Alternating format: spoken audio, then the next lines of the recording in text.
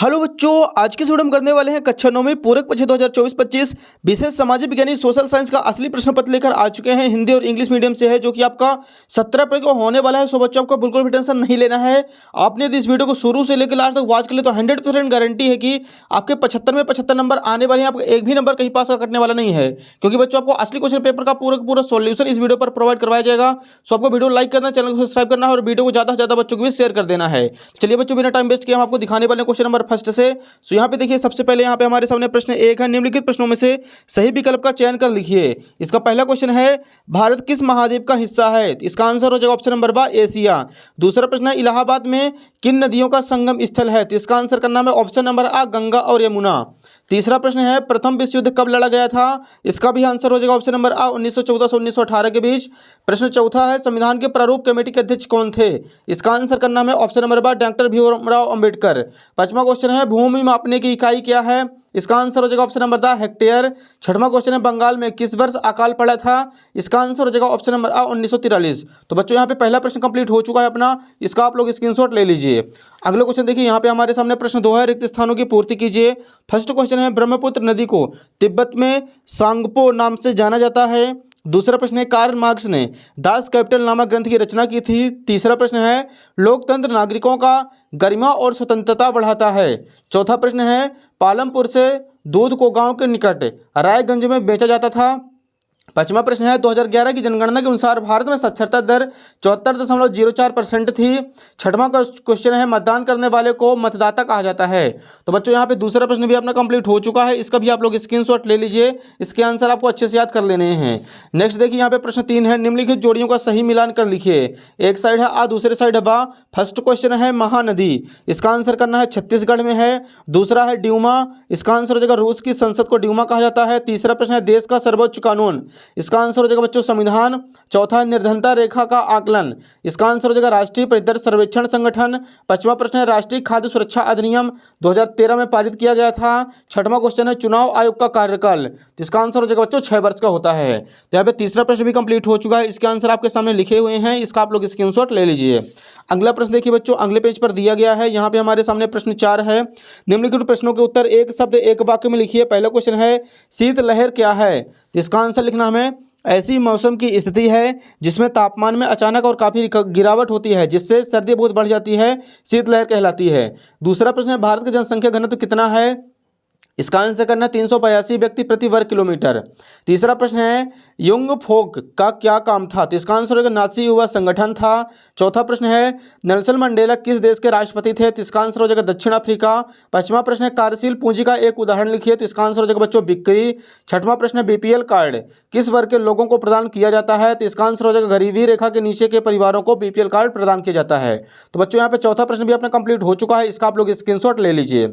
अगला प्रश्न देखिए, पांचवा क्वेश्चन है, निम्नलिखित कथनों में से सत्य अथवा असत्य कथन छांटकर लिखिए। पहला क्वेश्चन है, लू शीतलहर में चलने वाली गर्म हवाएं हैं, इसका आंसर हो जाएगा सत्य। दूसरा प्रश्न है, भारत में जनसंख्या वृद्धि का एक कारण मृत्यु दर में कमी भी है, इसका आंसर हो जाएगा असत्य।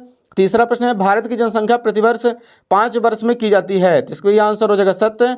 चौथा प्रश्न है, हिटलर आर्थिक संकट दूर करने के लिए उद्योग स्थापित करना चाहता था, ये भी हो जाएगा सत्य। पांचवा प्रश्न है, मक्का एक व्यापारिक फसल है, इसका भी आंसर करना है सत्य। छठवां क्वेश्चन है, चुनाव आयुक्त की नियुक्ति प्रधानमंत्री करता है, तो इसका आंसर हो जाएगा बच्चों असत्य। तो यहाँ पे पांचवा प्रश्न भी कंप्लीट हो चुका है, इसका भी आप लोग स्क्रीनशॉट ले लीजिए।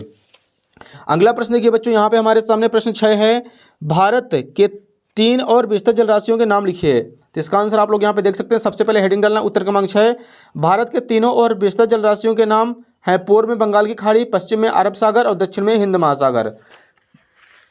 क्वेश्चन नंबर 7 है, मानसूनी वर्षा की विशेषताएं लिखिए कोई दो।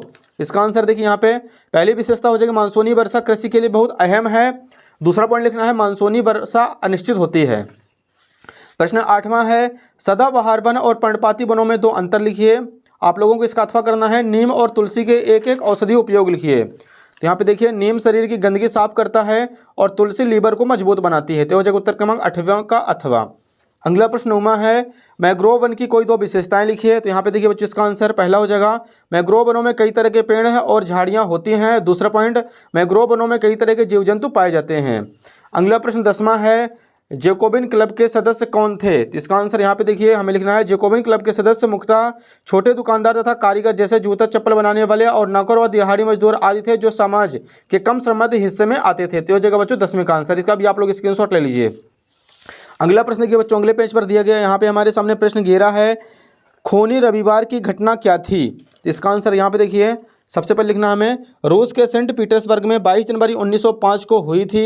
इस दिन जार की सेना ने शांतिपूर्ण मजदूरों और उनके परिवारों के जुलूस पर गोलियां चलाई थी। यही खूनी रविवार की घटना थी।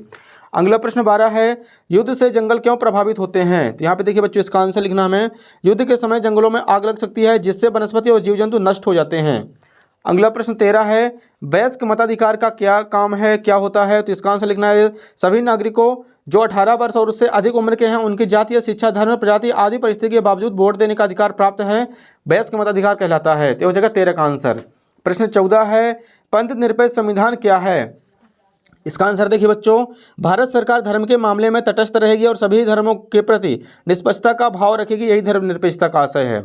अगला प्रश्न 15 है, गठबंधन सरकार किसे कहते हैं? इसका आंसर देखिए बच्चों, जब एक से ज़्यादा राजनीतिक दल मिलकर सरकार बनाते हैं तो उसे गठबंधन सरकार कहा जाता है। तो ये जगह बच्चों उत्तर क्रमांक 15 का आंसर, इसका भी आप लोग स्क्रीनशॉट ले लीजिए।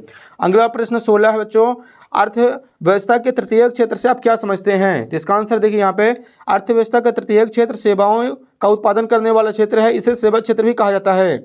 इसमें शिक्षा, स्वास्थ्य आदि सेवाएं भी शामिल होती हैं। अगला प्रश्न देखिए बच्चों, प्रश्न क्रमांक 17 हमारे सामने है, मानव पूंजी निर्माण में स्वास्थ्य की क्या भूमिका है? इसका आंसर यहाँ पे देखिए 17 का, मानव पूंजी निर्माण में स्वास्थ्य की अहम भूमिका होती है। यह न केवल व्यक्तियों की शारीरिक भलाई को दर्शाता है बल्कि समाज में पूरी तरह से भाग लेने की क्षमता को भी दर्शाता है। तो जगह 17 का अथवा। अगला प्रश्न 18 है, रेशम मार्ग पर टिप्पणी लिखिए। तो देखिए बच्चों 18 का आंसर, रेशम मार्ग से बड़े पैमाने पर चीन के रेशम यूरोप, अफ्रीका तथा एशियाई देशों में भेजे जाते थे, इसलिए इस मार्ग का नाम रेशम मार्ग या सिल्क जूट कहा गया है।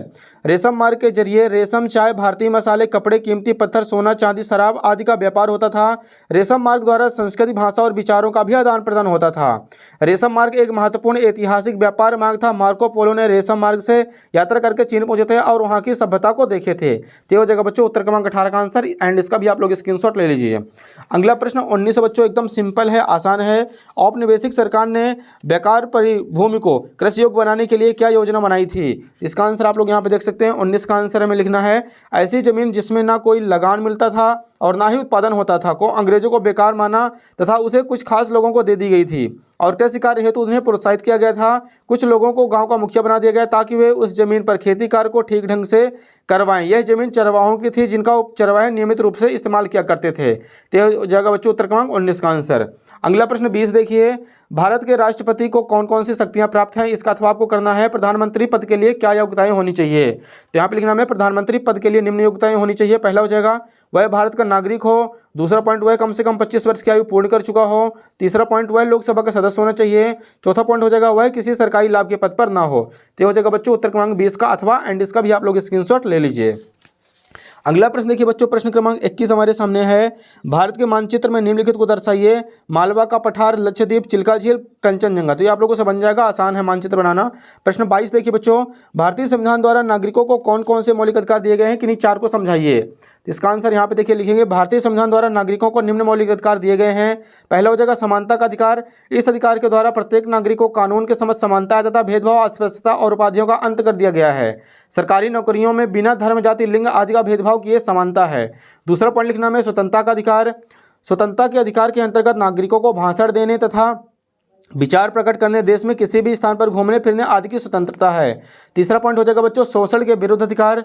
इस अधिकार के अनुसार मानव के क्रय विक्रय किसी से बेचकर तथा 14 वर्ष से कम आयु वाले बच्चों को कारखानों, खानों या किसी खतरनाक धंधे में रोक लगाने पर रोक लगा दी गई है। चौथा हो जाएगा धार्मिक स्वतंत्रता का अधिकार। किसी व्यक्ति को अपने धर्म को मानने, उसका पालन करने और उसका प्रचार करने की आज़ादी देता है। यह एक मौलिक अधिकार है। तो हो जाएगा बच्चों उत्तर क्रमांक 22, एंड इसका आप लोग स्क्रीनशॉट ले लीजिए। लास्ट क्वेश्चन देखिए बच्चों, प्रश्न क्रमांक 23 है, भारत में निर्धनता के क्या कारण है? तो इसका आंसर आप लोग यहाँ पे लिख सकते हैं। पहला पॉइंट हो जाएगा तीव्र गति से बढ़ती जनसंख्या। इस समय जनसंख्या की दृष्टि से भारत का विश्व में पहला स्थान है। बढ़ती हुई जनसंख्या का अर्थ है वह वस्तु की मांग में अपार वृद्धि होना। दूसरा पॉइंट पूंजी निर्माण का अभाव।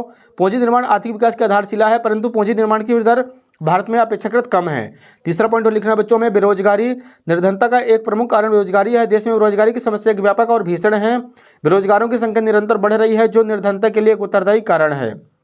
चौथा पॉइंट लिखना है कीमत स्तर में वृद्धि। इसके परिणाम स्वरूप मुद्रा की क्रय शक्ति कम हो जाने से वास्तविक आय कम हो जाती है। यही कारण है कि जनसंख्या वृद्धि की दर कीमत स्तर से बढ़ रही है। तो ये हो जाएगा बच्चों लास्ट क्वेश्चन अपना 23 का आंसर है। एंड इसका भी आप लोग स्क्रीनशॉट ले लीजिए। आपको वीडियो लाइक कर देना, चैनल को सब्सक्राइब कर देना और ज़्यादा से ज़्यादा बच्चों को इस वीडियो को शेयर कर देना है।